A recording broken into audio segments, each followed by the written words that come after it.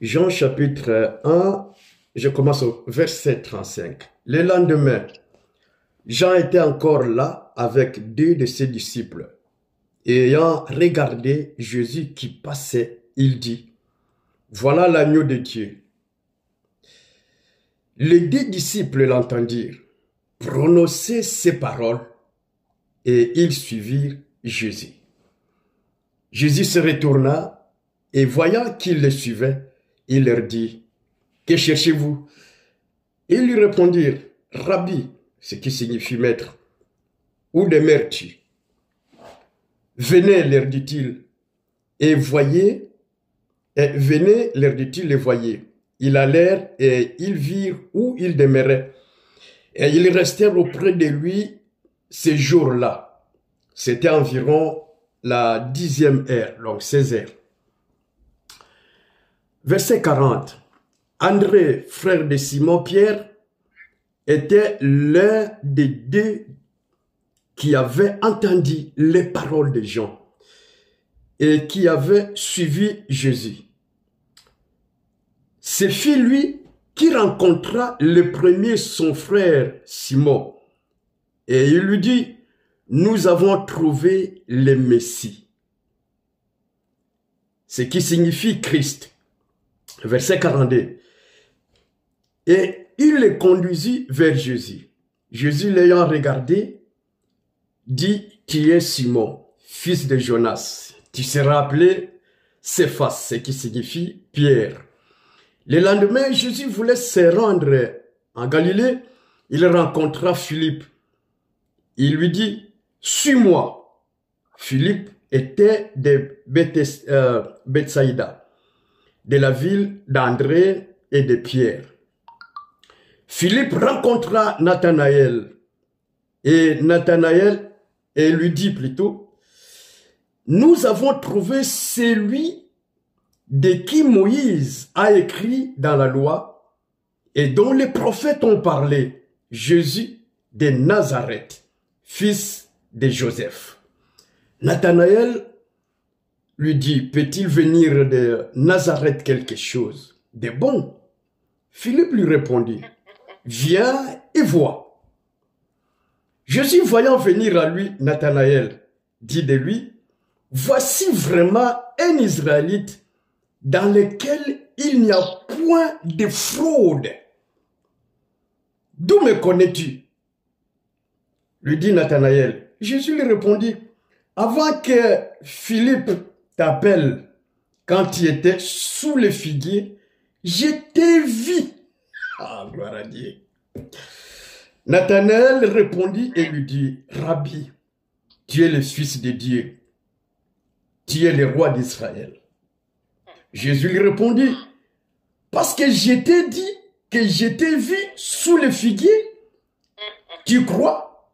Tu verras de plus grandes choses que celles-ci. » Que Dieu bénisse sa parole. Nous rendons grâce à Dieu. Prions ensemble.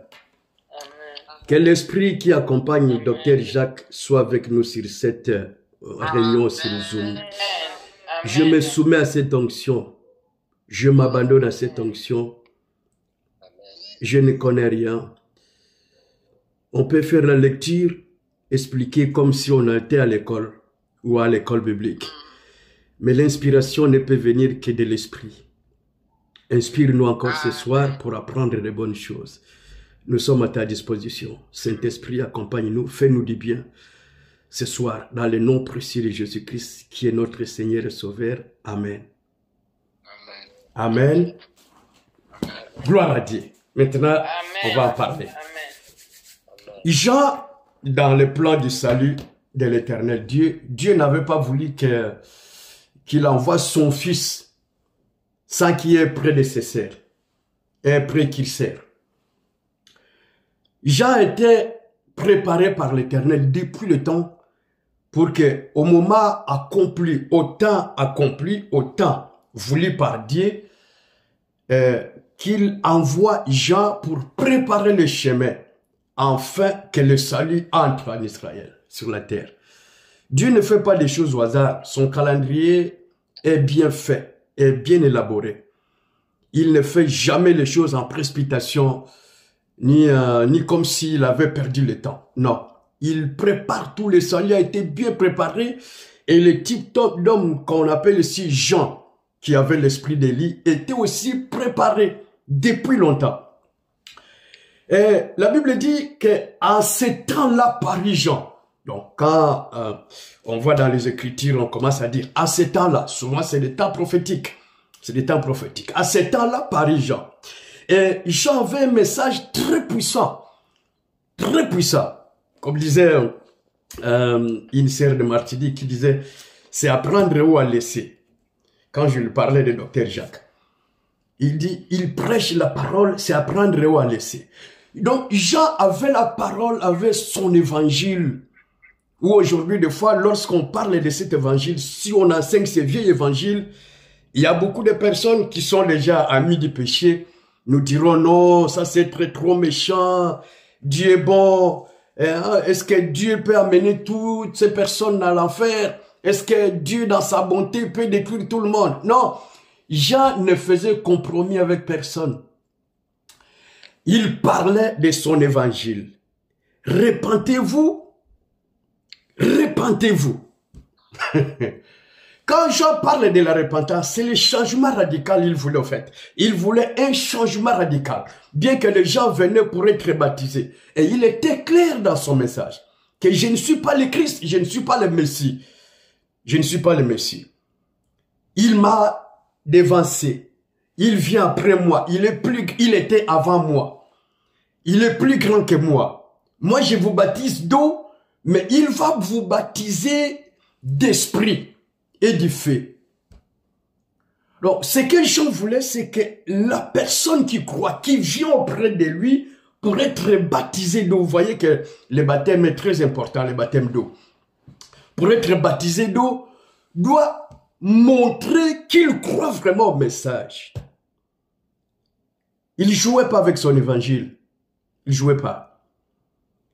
Il a étalé son évangile très clair. Moi, je vous baptise d'eau. Celui qui vient après moi, il vous baptisera de feu et d'esprit. Il a déjà sa cognée. Il va récolter. Donc, il parlait déjà de croire en Christ. Il parlait de la vie et de l'éternité. Ceux qui ne vont pas croire iront en enfer, comme il disait. C'était clair son évangile. Et c'est étonnant lorsqu'il a vu venir auprès de lui des Sadducéens, des pharisiens pour se faire baptiser. Il a regardé dans leur cœur.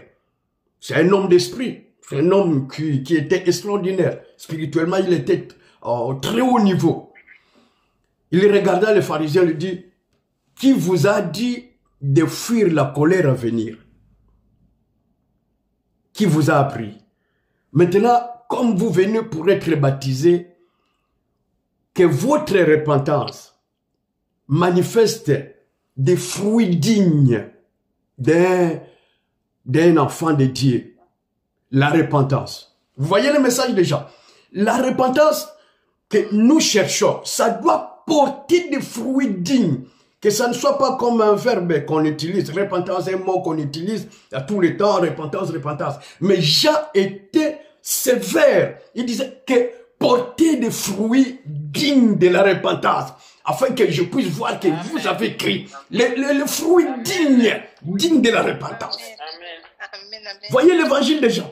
Et il ne jouait pas. Il ne jouait pas avec cet évangile. Il ne jouait pas avec son évangile. Il ne jouait pas avec ça. Il était clair. Et il parlait à qui? C'est pas au simple peuple. Il parlait aux soi-disant les connaisseurs de la loi.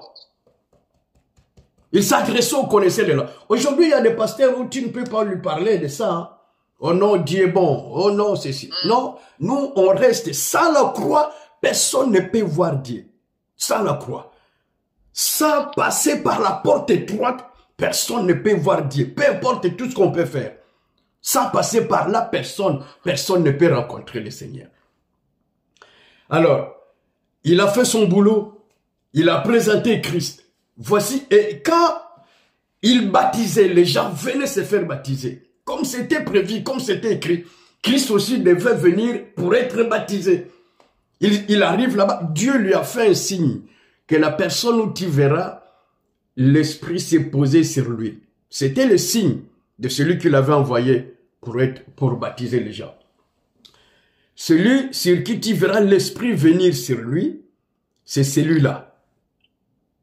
C'était le signe que Dieu a fait voir à son serviteur Jean. Le Saint-Esprit, c'est pas la colombe.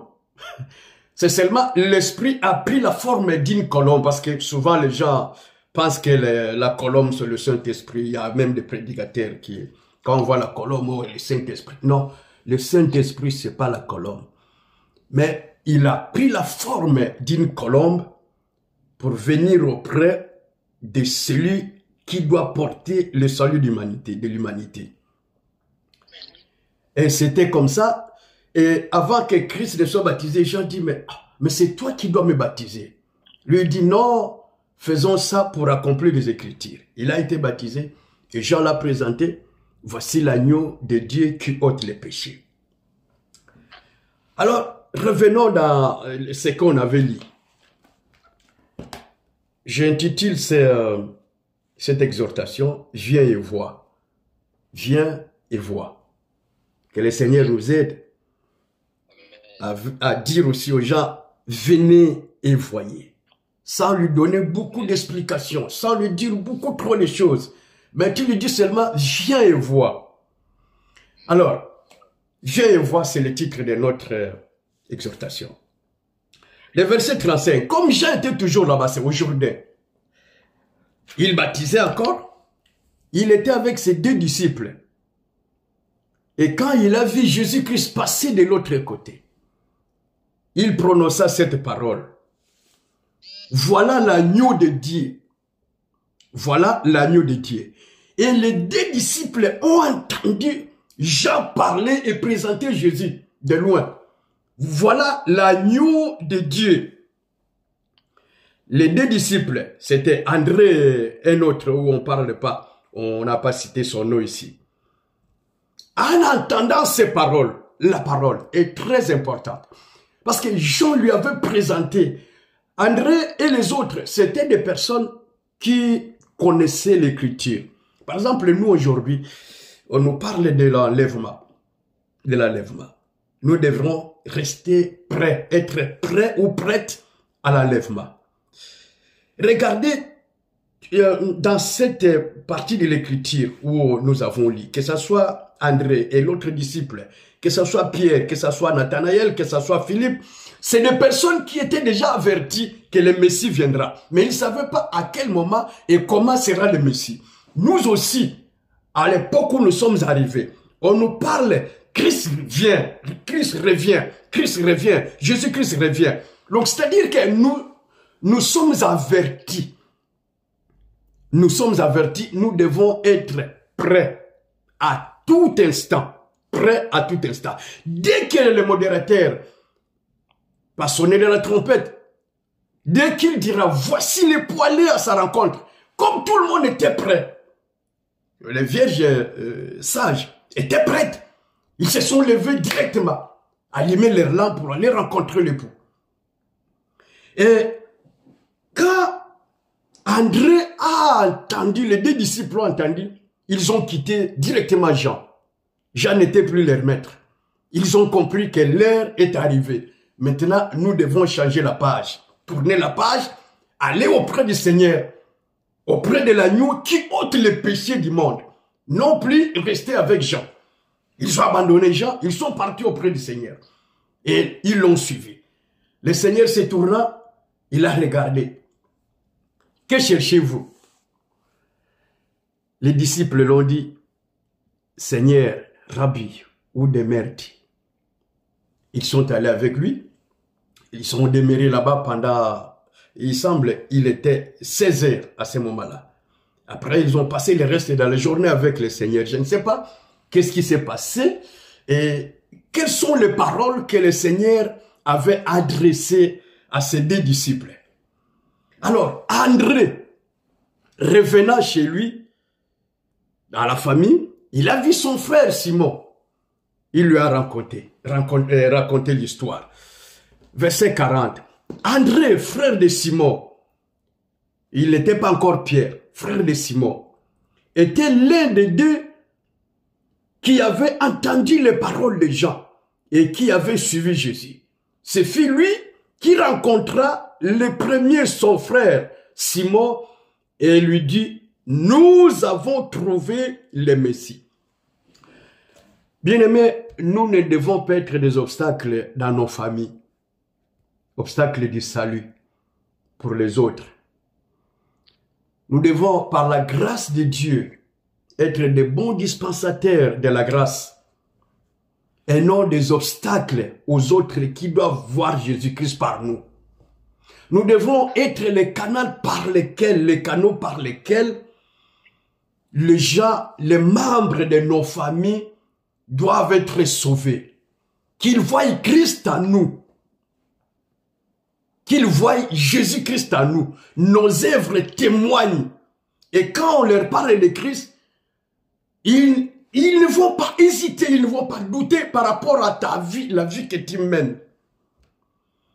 André, rencontrant son frère, il a dit, nous avons trouvé le Messie. Écoutez le message qu'il a donné à son frère. Simon, nous avons rencontré le Messie. Simon n'avait pas hésité. Alors, il l'a amené auprès du Seigneur. Voyez la première chose lorsque nous amenons les gens auprès du Seigneur. Ça, André amène son frère Simon auprès du Seigneur. Le Seigneur l'a vu de loin. Lorsque le Seigneur a regardé Simon, il lui a dit, tu t'appelles Simon. Ton nom ne sera plus Simon, tu seras appelé Céphas. Déjà, directement, une parole de connaissance. Il a rencontré Jésus sans avoir rien dire, mais Jésus connaissait déjà son nom. Le nom qu'on appelle ici sur la terre. Son nom, le prénom ou le nom que son père lui avait donné, c'était Simon. Mais au ciel, ce n'était pas ça. On ne le connaissait pas comme ça. Alléluia. Vous êtes avec moi? Amen. Tout le monde a coupé son. Yes. Voyez, la première rencontre entre Pierre, entre Simon et Jésus, il reçoit directement une parole de connaissance. Ce n'est pas la prophétie, une parole de connaissance. Jésus lui dit, tu es Simon. Son nom c'était Simon. Le nom de famille. Verset 42. Et il le conduisit vers Jésus. Jésus l'ayant regardé dit, tu es Simon, fils de Jonas. Tu seras appelé Céphas. Bien aimé, c'est comme, vous savez, quand Jacob combattait pour sa destinée, cette nuit-là avec l'Éternel, ou l'ange de l'Éternel. Il combattait pour sa destinée, Jusqu'au lever du jour, l'homme voulait partir. Jacob dit, bénis-moi, quel est ton nom? Il dit, bénis-moi. Jacob dit, je ne peux pas te laisser sans que je ne sois béni. C'est le combat de sa destinée. Alors, l'homme lui demanda, quel est ton nom? Il dit, mon nom c'est Jacob. Vous voyez?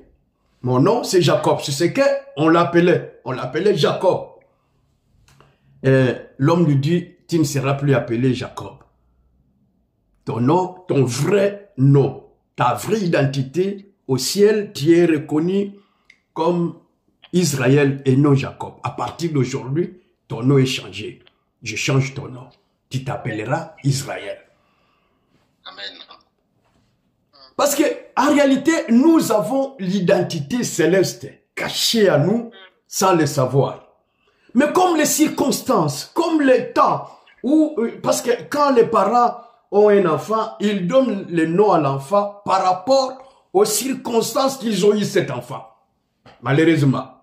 Alors, pendant que l'autre était appelé Simon, son frère l'amène auprès du Seigneur. Il reçoit au même instant une parole de connaissance. On lui révèle son identité. Au ciel, c'est comme si le Seigneur l'attendait en fait. C'est comme si le Seigneur attendait que André amène son frère Parce que c'est son frère-là qui doit jouer un rôle. Au ciel, on le connaît. Et on connaît déjà sa destinée. On connaît ce qu'il doit jouer le rôle. Mais il faut qu'on lui donne son vrai nom. On lui donne son vrai nom. Aide beaucoup de gens à rencontrer le Seigneur. Amen. Alléluia. Amen. Il y a des Simons qui traînent encore dans la rue. Il y a des Simons, il y a beaucoup de Simons où on doit changer Amen, leur amen. nom. Il y a beaucoup de Simons où on doit changer Amen. leur nom. Amène-les. Amen. Même s'ils discutent. Oh, nous avons des frères ou des frères, des sœurs qui étaient des serviteurs rétrogradés, beaucoup rétrogradés. Cela, c'est devenu des fois compliqué, difficile pour les ramener parce qu'ils pensent qu'ils connaissent la Bible, ils connaissent l'église, ils ont vécu à l'église, ils connaissent tout. Alors, quand tu les rencontres, n'entre pas dans des discussions.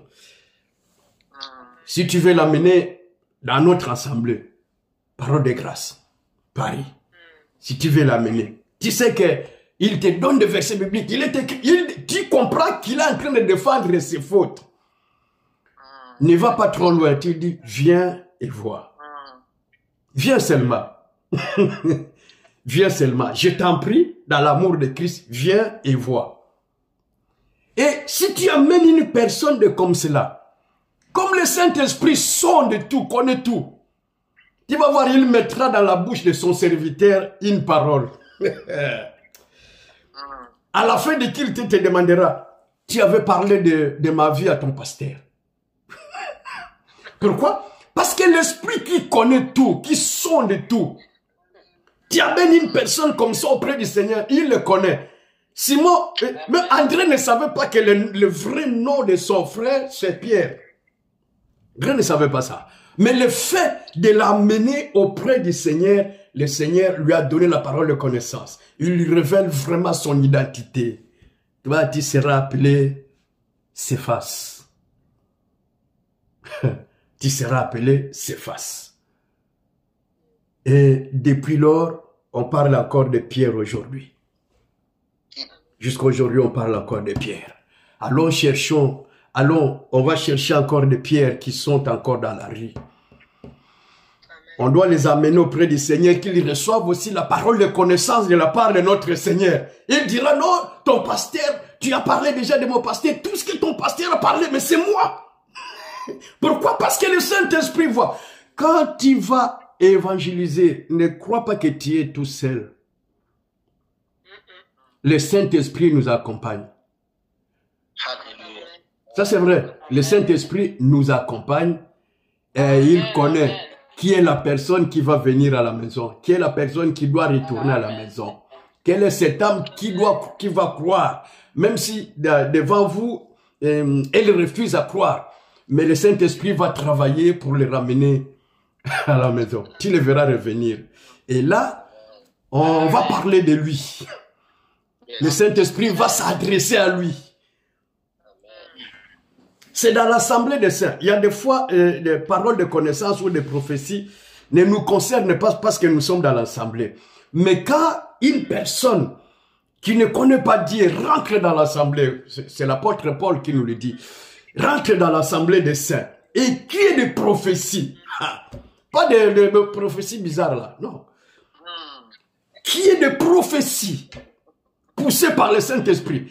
Et la personne sera comme si on l'a mis à nu. Le Saint-Esprit a vu sa vie. Voyez, elle sera étonnée, elle ne pourra plus rien, elle va s'abandonner tout simplement. S'abandonner. Parce que le Saint-Esprit sait tout, il sonde tout. Amen. Oh, j'aime bien la parole du Seigneur. Et le verset 42 continue. Il les conduisit vers Jésus. Jésus l'ayant regardé, dit, tu es Simon, fils de Jonas. Tu seras appelé Céphas. Le lendemain, Jésus voulut se rendre à Galilée et il rencontra Philippe. Voyez, là c'est l'appel de Jésus personnel, l'appel personnel de Christ. Sans passer par un intermédiaire, il rencontre Philippe. Il a vu en Philippe, c'est un agneau, c'est quelqu'un qui a été déjà prédestiné d'avance. N'oubliez pas que le Seigneur dit, il disait, je suis venu chercher et sauver celui qui était perdu. Ah, il ne cherche pas les gens qui n'étaient pas perdus. Parce qu'il y a des gens aussi sur terre qui n'étaient pas perdus. Mais lui, il est venu chercher ceux qui étaient perdus. Chercher et les sauver.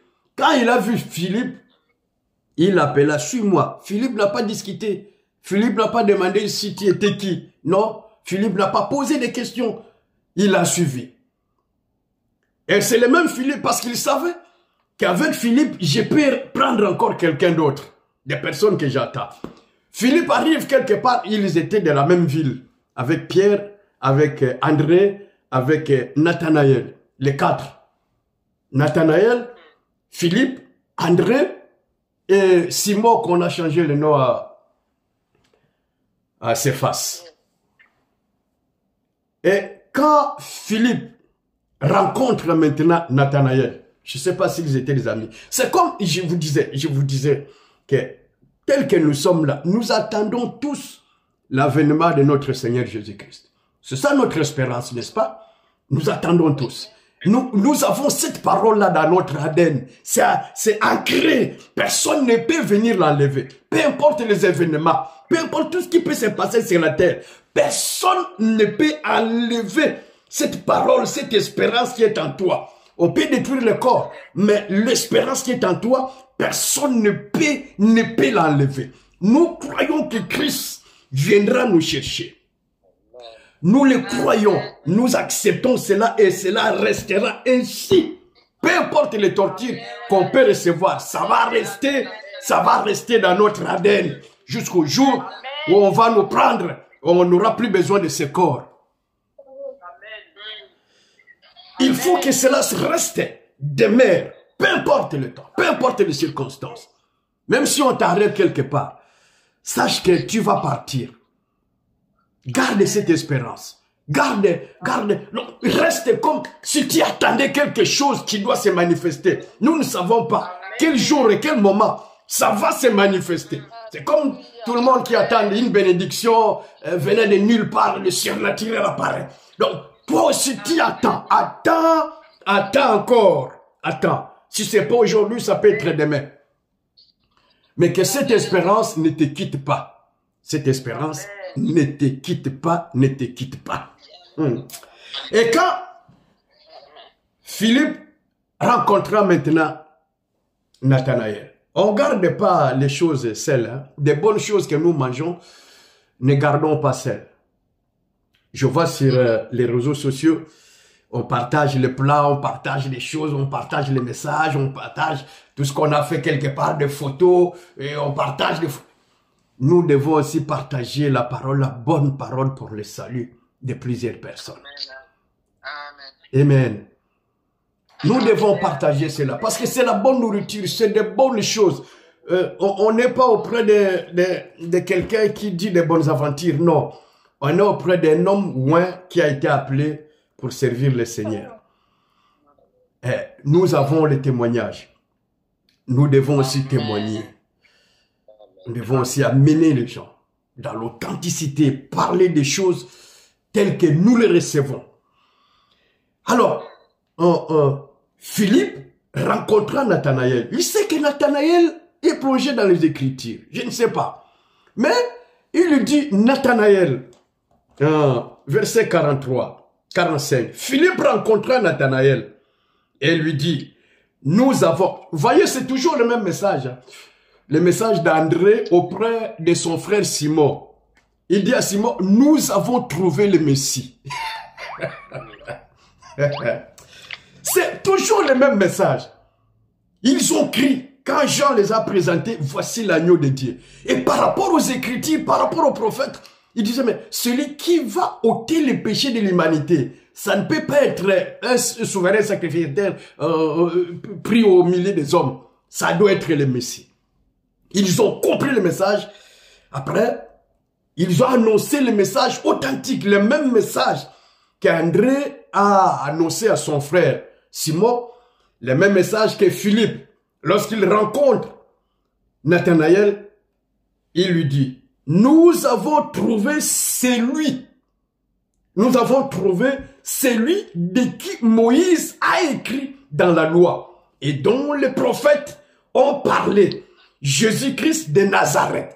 Avec les détails, hein, il dit Jésus-Christ de Nazareth, le fils de Joseph. Nathanaël regarda Philippe. Il dit Philippe, arrête. Est-ce qu'à Nazareth?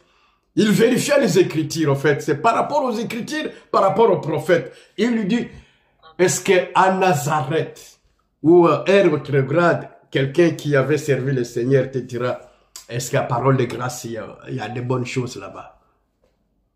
Qu'est-ce que tu vas répondre? Tu diras quoi? Qu'est-ce qu'il y a de spécial par rapport aux autres églises? Ah, arrêtez de raconter tout ça. Qu'est-ce qu'il y a de spécial là-bas? Tu vas te décourager, hein? Non. Tu dois lui parler de ce que tu manges. Si tu n'as pas trop d'arguments, tu lui dis, viens et vois. Viens toi-même, tu verras. Si c'est pas bon, là tu peux partir. Mais il va rester. S'il arrive seulement. Moi je vois quand tu appelles une personne et le docteur prend la parole. Ça commence chaud, hein? Tu vas voir la personne, même s'il était comment, je sais pas, mais après, ça va changer du coup. Son avis va changer. Nathanaël lui dit, est-ce qu'à Nazareth, il y a de bonnes choses? C'est-à-dire, c'est quelqu'un qui aimait de bonnes choses. C'est quelqu'un, peut-être qu'il ne voulait plus entendre parler des Sadducéens, des pharisiens. Il s'attendait vraiment à entendre les choses qui viennent du ciel, qui peuvent tout changer. Et Philippe n'a pas trop parlé. Philippe n'a pas trop parlé. Il lui dit tout simplement. Quand Nathanaël lui dit, peut-il venir de Nazareth quelque chose de bon? Philippe lui répondit, viens et vois. Vous voyez la réponse? Si on te pose des questions comme ça quand tu évangélises, ne cherche pas trop d'arguments. Ça dépend. Quand la personne veut vraiment écouter certaines choses, si le Saint-Esprit te met de bonnes paroles, tu lui parles. La personne sera convaincue par la puissance du Saint-Esprit. En fait aussi, les paroles que nous donnons aux gens, nous adressons aux gens, c'est la sémence en fait. C'est la sémence d'esprit. La sémence spirituelle. Ça reste dans son esprit. Déjà, quand son esprit est capturé, la parole que tu lui donnes, Dieu t'aime. Ça peut être simple comme ça. Quand tu dis Dieu t'aime, Jésus-Christ revient bientôt. Dieu t'aime. Même s'il ne le considère pas, il y a des personnes qui te diront, moi je suis athée. Moi j'ai. Oui, mais le fait que tu lui as adressé une parole pleine de vie et d'esprit, c'est pourquoi il nous est demandé, nous, ceux qui sont nés de nouveau, remplis du Saint-Esprit, baptisés d'eau et d'esprit, et du feu, à garder nos bouches et nos langues. Pourquoi? Parce que quand tu adresses une parole à quelqu'un, cette parole doit être remplie d'esprit et de vie.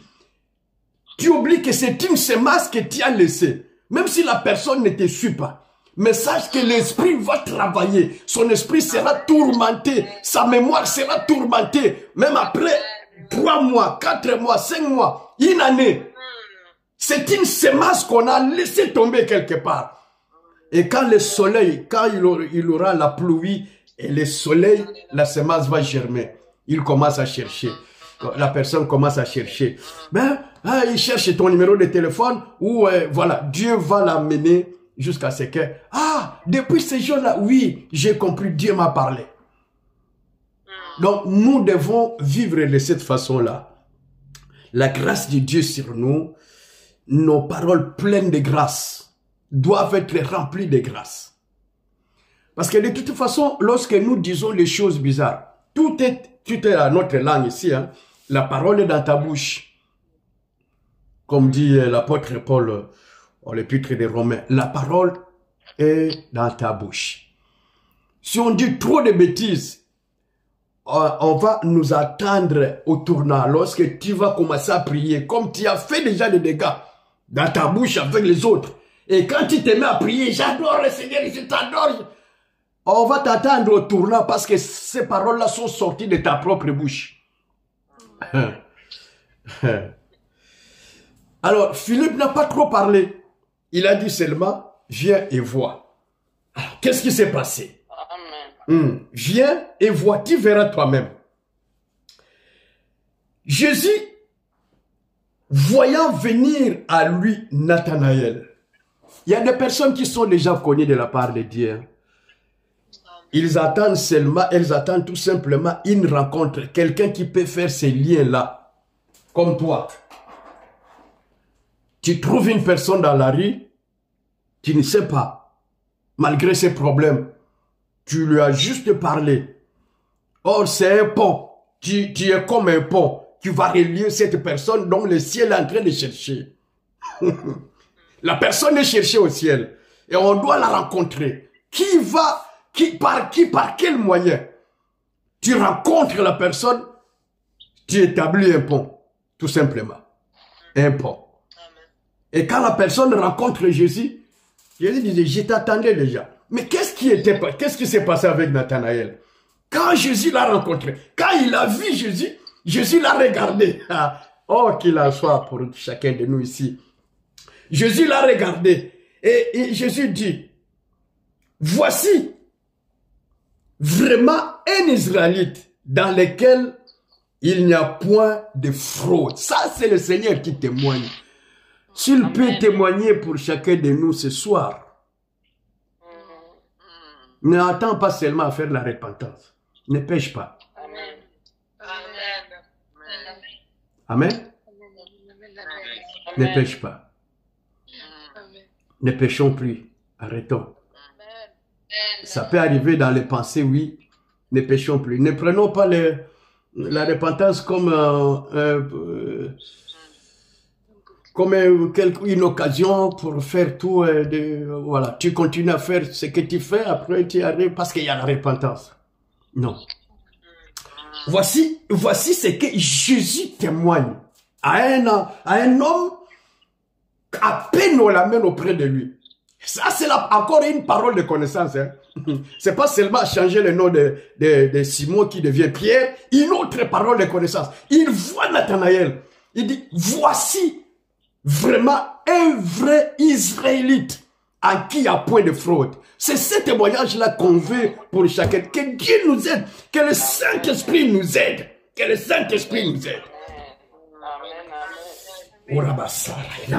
Que le Saint-Esprit nous aide afin que nous rendions gloire au Seigneur dans notre façon de vivre, dans notre comportement, dans nos habitudes, que nous rendions gloire au Seigneur sans le savoir. Mais dès que tu pars, n'oublions pas que le Seigneur disait, celui qui croit en moi et qui garde mes paroles, mon Père et moi, nous viendrons à lui, nous ferons de lui notre demeure, n'est-ce pas? Le ciel vient habiter dans un corps humain. Ça c'est extraordinaire. C'est vraiment extraordinaire. Extraordinaire. Extraordinaire. Nous ferons de lui notre demeure. Qu'il en soit ici ce soir pour chacun de nous. Permets que l'Éternel habite en toi. Parce que nous sommes des tabernacles vivants. Nous sommes des tabernacles vivants. Où il y a les cultes qui se passent. Il y a des cultes qui se passent dans l'âme de chacun de nous. Dans ton âme, dans ton esprit, il y a les cultes qui se passent. Tu es un sanctuaire. À part les cultes communautaires, à part les cultes en plein air, cultes collectifs, chacun de nous, comme tu es la demeure du Saint-Esprit. Comme Dieu demeure en toi. Il y a toujours des cultes. C'est un sanctuaire en fait. Tu te réveilles comme ça le matin, tu sens que ton âme était en train de célébrer Dieu. Et les cantiques continuent toute la journée. C'est ça. C'est ça la vie que Dieu veut. C'est ça. C'est ça. Et quand il a vu Nathanaël, il dit, voici un véritable Israélite. Où il n'y a point de fraude à lui. Que cela soit aussi un témoignage pour nous aujourd'hui. Nous ferons tout à mener une vie jusqu'au retour du Seigneur. Ça fraude. Que le Saint-Esprit nous témoigne. Que le Saint-Esprit témoigne à nous que nous sommes les enfants de Dieu. Peu importe tout ce que les gens peuvent dire. Mais la manière où nous allons mener la vie, qui est un témoignage du ciel. Un vrai témoignage du ciel. Que le ciel nous défende. Voici encore une parole de connaissance. Et quand Nathanaël dit, tu me connais? Et le Seigneur dit, je t'ai vu quand tu étais sous le figuier. Quand tu étais sous le figuier, avant même que Philippe ne vienne te chercher, je t'ai vu. Ah! Qu'il te voie ce soir. Qu'il vienne dans ta situation, qu'il te voie, qu'il te rencontre. Qu'il te voie la situation, qu'il voie ta situation. Oh, j'aime Jésus-Christ. Il connaît tout, il sait tout. Que chacun puisse avoir ce témoignage, ça va nous aider à marcher encore, à tenir encore bon avec le Seigneur, à tenir encore très, très fort, très bon jusqu'à son retour. Alléluia. On va vers la fin. Quand tu étais sous le figuier, je t'ai vu. N'oublie pas, comme nous sommes l'ambassade du ciel ici, sur terre. Amen. Nous représentons le ciel Amen. sur terre. Et tout ce que nous faisons, nous devons le faire à la gloire de notre Père, Amen. à la gloire du ciel. Et le Seigneur nous voit partout, on se promène, même si tu es en danger. Je ne dirais pas, là. L'ange de l'Éternel campe autour de ceux qui craignent Dieu. Alléluia. Tu es entouré. Tu es entouré. Tu n'es pas seul. Ne crois pas que le Seigneur te laisse. Même quelles que soient les situations que tu peux traverser, le Seigneur ne t'a pas abandonné. À moins que tu aies péché, tu dois te repentir. Mais le Seigneur n'abandonne jamais. Il dit, le Seigneur ne peut jamais t'abandonner. Amen. Il t'abandonnera jamais. Jusqu'au jour où il viendra finir avec toi, tu changes, tu prends ta vraie identité, tu prends ton vrai corps, ton corps glorifié, tu montes au ciel. Et là où il est, c'est là aussi nous, on doit être.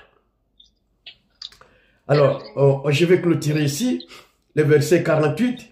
D'où me connais-tu? Lui dit Nathanaël. Jésus lui répondit, avant que Philippe t'appelle, quand tu étais sous le figuier, je t'ai vu. L'omniprésent, je t'ai vu. Parce qu'il avait besoin. Le ciel connaissait Nathanaël. Comme toi, le ciel te connaissait. Amen. Parce que Dieu ne sauve pas quelqu'un qu'il ne connaît pas.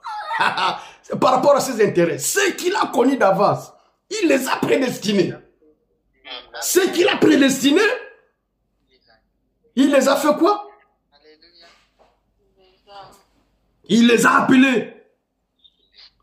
Amen. Et quand il les a appelés, il les a justifiés parce qu'il connaissait. Il les connaissait, il nous connaissait. Tu vois que c'est pas tout le monde qui arrive à croire au Seigneur. Parce qu'il nous connaissait. Il connaissait Nathanaël. Et il a fallu que Jésus-Christ appelle Philippe pour que Philippe va chercher Nathanaël, parle à Nathanaël. Que l'homme, le Messie, par rapport à ce qui est écrit, est arrivé. Il s'est manifesté. Et quand Nathanaël, malgré ses doutes, il a posé la question, est-ce qu'à Nazareth peut venir de bonnes choses? Philippe lui dit, viens tout simplement et vois. Et qu'est-ce qu'il a vu? Il a vu les choses. Hein. Il arrive comme ça, une parole de connaissance. Ah! Une parole de connaissance. Nous devons, par la grâce de Dieu, prier Dieu que de bonnes choses se passent dans nos vies. Quand tu te présentes dans l'évangélisation comme ça, Dieu te fait voir la vie de la personne avec qui tu es en train de parler. Ton esprit s'ouvre et tu vois les difficultés qu'il est en train de vivre. Tu vois l'esprit qui l'anime. Oh Seigneur, aide-nous. Donne-nous cette parole de connaissance. Donne-nous cet esprit-là. Les dons de l'esprit. Les dons de l'esprit. Le Seigneur lui dit, quand tu étais sous les figuiers, je t'ai vu. Nathanaël répondit et lui dit, Rabbi, tu es le fils de Dieu, tu es le roi d'Israël. Ça c'est vrai, après une bonne parole de connaissance comme ça, une déclaration de la part de l'Éternel qui te dit, voici les vrais enfants de Dieu, voici un véritable chrétien à qui il n'y a pas de fraude. Ah! Ces jours-là, je ne veux pas bien dormir, hein. Je ne veux pas fermer les yeux. Un témoignage comme ça venait de lui-même. C'est pas facile. Et le Seigneur lui a promis, parce que tu as entendu ce que je t'ai dit, tu verras encore de plus grandes choses. Que cela soit pour chacun de nous. Nous avons cru sans l'avoir cherché à voir que Jésus-Christ il est comment. Non. Heureux ceux qui croient en moi sans m'avoir vu. Ça c'est le Seigneur qui parle. Alors, qu'il y ait de grandes choses, qu'il nous montre encore de grandes choses. Il a parlé ça, Nathanaël. Nous aussi, on veut de grandes choses. On veut voir de grandes choses avec Dieu. Parce que c'est ici qu'on doit expérimenter ces choses, pas au ciel. Au ciel, là-bas, il y a des choses étonnantes tout le temps, étonnantes devant le trône. Mais pendant que nous sommes encore ici dans ce corps, nous devons aussi voir de grandes choses. De grandes choses. Que le Seigneur nous aide à voir de grandes choses, qu'il nous les montre aussi, comme Philippe, comme Nathanaël, qu'il nous montre aussi de grandes choses. Voilà, nous sommes arrivés à la fin. Viens et vois. Viens et vois la parole de connaissance. Viens et vois, les noms changent. Tu arrives comme ça devant le Seigneur, comme il te connaissait, il dit, ton nom, ta mère t'a donné le nom de Jeannette. Mais au ciel, on ne te connaît pas par ce nom. Il te change le nom. Et il te relie avec l'identité que tu as au ciel. Oh yes. Oh yes. Oh yes. Oh yes. Rendons grâce à Dieu. Rendons grâce à Dieu. Rends grâce à Dieu par rapport au salut qu'il t'a accordé. Rends-lui grâce. Rendons-lui grâce.